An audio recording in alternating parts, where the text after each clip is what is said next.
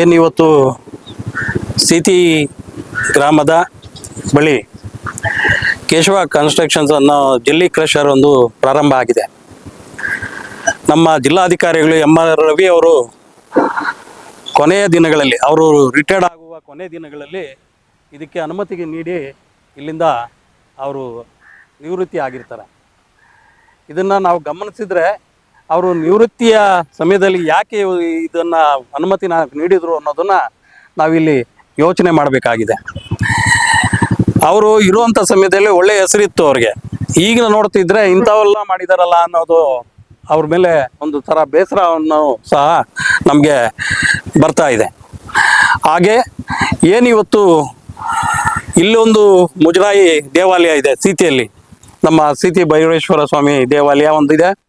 ಪಕ್ಕದಲ್ಲಿ ಚನ್ನಕೇಶವ ಸ್ವಾಮಿ, ಚನ್ನರಾಯ ಸ್ವಾಮಿ ದೇವಾಲಯ ಒಂದು ಇದೆ. ಮುಜರಾಯಿ ದೇವಾಲಯಗಳು ಪಕ್ಕದಲ್ಲೇ ದೇವಾಲಯಗಳು ಇದ್ರೂ ಸಹ, ಮತ್ತೆ ಈ ನಮ್ಮ ಪರಿಸರ ಇಲಾಖೆಯಲ್ಲಿ ಇವನ್ನೆಲ್ಲ ಕಣ್ಣಾರೆ ಕಾಣಲಿಲ್ವಾ? ಇಲ್ಲಿ ನೋಡಿ, ಬಾಳೆ ತೋಟ ಇದೆ ಪಕ್ಕದಲ್ಲಿ ಟೊಮಾಟೊ ತೋಟ ಇದೆ, ರೇಷ್ಮೆ ಬೆಳೆ ಬೆಳೀತಾ ಇದ್ದಾರೆ. ಮತ್ತೆ ಅಲ್ಲಿ ಇದೊಂದು ಇದೆ, ಏನು ಇಟ್ಟಿಗೆ ಫ್ಯಾಕ್ಟ್ರಿ ಇದೆ. ಪಾಪ ಅವನು ಇನ್ನು ಮುಂದೆ ಅವನಲ್ಲಿ ಫ್ಯಾಕ್ಟ್ರಿ ನಡೆಸೋಕ್ಕೂ ಆಗೋದಿಲ್ಲ, ಇದೇನಾದರೂ ನನ್ನಾದ್ರೆ. ಅದಕ್ಕೆ ಇಟ್ಟಿಗೆ ಫ್ಯಾಕ್ಟ್ರಿ ಅನುಮತಿ ತಗೋಬೇಕಾದ್ರೆ ಇದು ಪರಿಸರ ಇಲಾಖೆ ಹತ್ರ ಗೋಳಾಡಬೇಕು. ಆದ್ರೆ ಇಂಥ ಪರಿಸ್ಥಿತಿಯಲ್ಲಿ ಇಂಥವ್ರಿಗೆ ಒಂದು ಪರ್ಮಿಷನ್ ಕೊಟ್ಟಿದ್ದಾರೆ ಇದರಲ್ಲಿ ಅಂತ. ಬೆಟ್ಟ ಗುಡ್ಡಗಳಲ್ಲಿ ಇವತ್ತು ನವಿಲುಗಳು ಮತ್ತೆ ಜಿಂಕೆ ಮತ್ತೆ ಇವು ವನ್ಯಜೀವಿಗಳು, ಈ ಪ್ರಾಣಿಗಳೆಲ್ಲ ಇದರಲ್ಲಿದೆ. ಆದರೆ ಇವತ್ತು ಯಾಕೆ ಇವೆಲ್ಲ ಇದ್ದುಕೊಂಡು ಇಂಥ ಜಾಗದಲ್ಲಿ ಯಾಕೆ ಪರ್ಮಿಷನ್ ಕೊಟ್ಟರು ಅನ್ನೋದನ್ನ ಇವತ್ತು ನಾವು ಇಲ್ಲಿ ಪ್ರಶ್ನೆ ಮಾಡಬೇಕಾಗಿದೆ. ಏನಿವತ್ತು ಇದು ಶರತ್ ಬಚ್ಚೇಗೌಡರ ಶ್ರೀಮತಿ ಅವರ ಮತ್ತೆ ಹೆಸರಲ್ಲಿ, ಏನ್ ಹೆಸರು, ಪ್ರತಿಭಾ ಅವರ ಹೆಸರಲ್ಲಿ ಮತ್ತೆ ನರೇಂದ್ರ ಅನ್ನೋರ ಹೆಸರಲ್ಲಿ ಪಾರ್ಟ್ನರ್ಶಿಪ್ ಅಲ್ಲಿ ಇದೊಂದು ಅನುಮತಿ ಆಗಿದೆ. ಆದರೆ ಈ ಅನುಮತಿನ ಇವತ್ತು NHAI ಅವ್ರಿಗೆ ಒಂದು 2 ವರ್ಷಕ್ಕೆ ಲೀಸ್ಗೇನೋ ಕೊಟ್ಟಿದ್ದಾರೆ ಅಂತೇಳಿ ಕಂಡು ಬರ್ತಾ ಇದೆ. ಕ್ರಷರ್ ನಿಲ್ಲೋವರೆಗೂ ನಮ್ಮ ರೈತರ ಜೊತೆ ನಾವು ನಿಂತು ಅದನ್ನು ಬ್ಯಾನ್ ಮಾಡೋವರೆಗೂ ನಾವು ಹೋರಾಟ ಮಾಡೋದಕ್ಕೆ ರೆಡಿಯಾಗಿರ್ತೀವಿ. ಇವತ್ತು ನಾವು ಇಲ್ಲಿ ಏನಾಗ್ತಾ ಇದೆ ಅನ್ನೋದನ್ನು ನೋಡ್ಕೊಂಡು ಹೋಗಕ್ಕೆ ಬಂದಿದ್ದೀವಿ. ಆದರೆ ಮುಂದಿನ ದಿನಗಳಲ್ಲಿ ಹೋರಾಟಗಳು ಯಾವ ರೀತಿ ಇರ್ತದೆ ಅನ್ನೋದನ್ನ ನಾವು ಇಲ್ಲಿ ಬಂದು ಕೂತ್ಕೊಂಡು ಮಾತಾಡಿ ಯಾವ ರೀತಿ ಹೋರಾಟಗಳನ್ನ ರೂಪಿಸ್ಬೇಕು ಅಂತೇಳಿ ನಾಳೆಯಿಂದ ಆಚೆಗೆ ಅದನ್ನು ರೂಪಿಸೋದಕ್ಕೆ ಎಲ್ಲ ವ್ಯವಸ್ಥೆಗಳು ಮಾಡ್ಕೊತೀವಿ. ಆದರೆ ಇನ್ನೊಂದು ಏನು ಅಂತಂದರೆ, ನಮ್ಮ ರಾಜಕಾರಣಿಗಳಿಗೆ